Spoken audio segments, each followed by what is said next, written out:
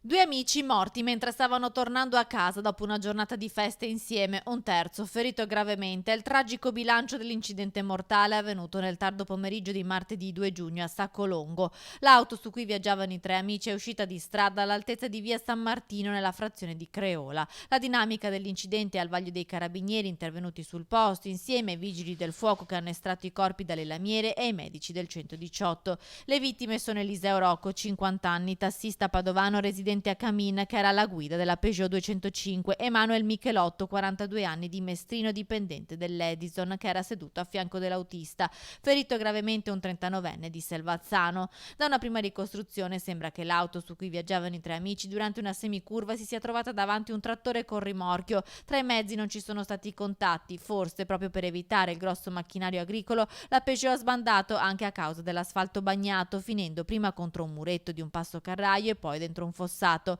La strada è rimasta chiusa per ore per i rilievi. Sconvolte le famiglie delle due vittime, sia Rocco che Michelon lasciano due figli piccoli.